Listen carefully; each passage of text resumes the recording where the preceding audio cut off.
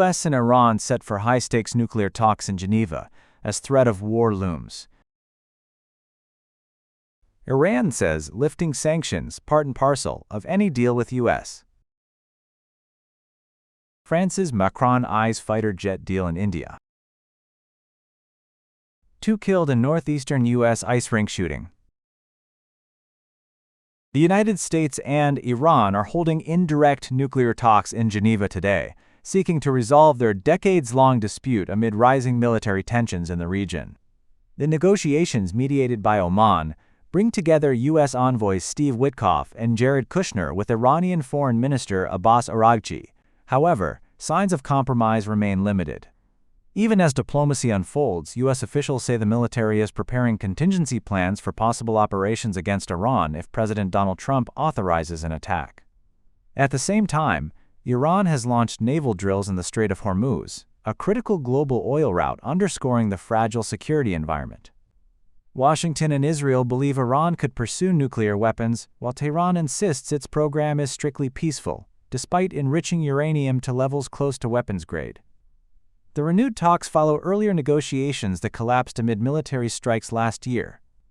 Iran has also faced domestic unrest fueled by economic hardship and international sanctions. Key disagreements persist.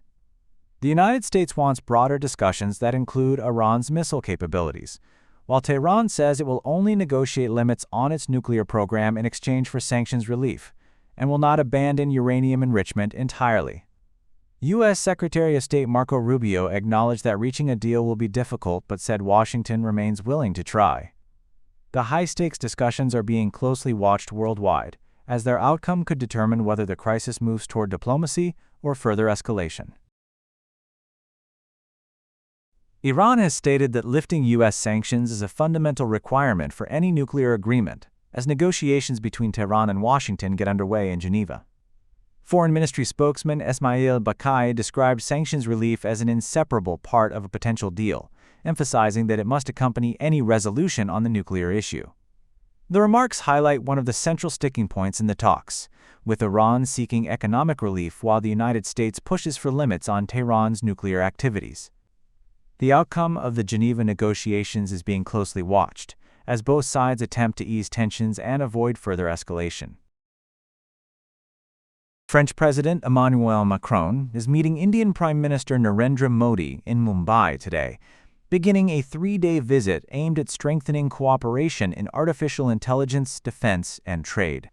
A key focus of the talks is a potential multi-billion-dollar agreement for 114 additional Rafale fighter jets, a deal analysts have described as the contract of the century. Most of the aircraft are expected to be manufactured in India, supporting New Delhi's push for greater domestic defense production.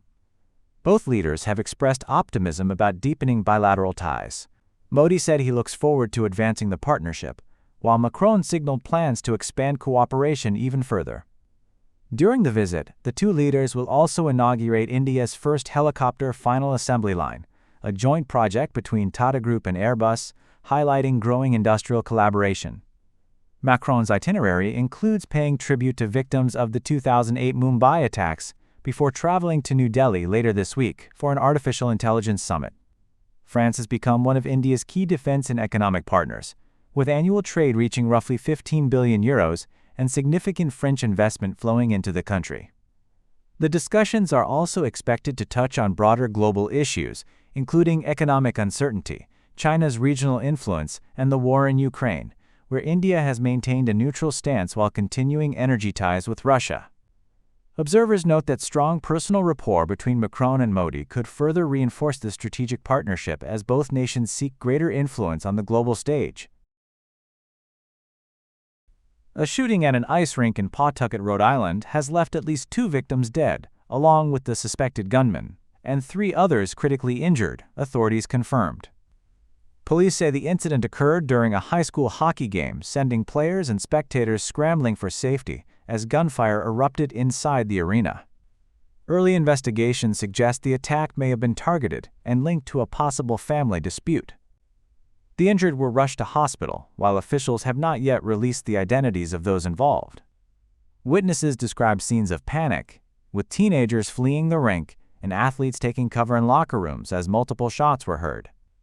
The tragedy comes amid ongoing concerns over gun violence in the United States. Data shows more than 400 mass shootings were recorded last year, contributing to over 14,000 deaths, excluding suicides. The latest attack took place just miles from Brown University, where another mass shooting occurred 2 months ago, underscoring the persistent challenge of firearm-related violence across the country. Investigators are continuing to examine the circumstances surrounding the shooting.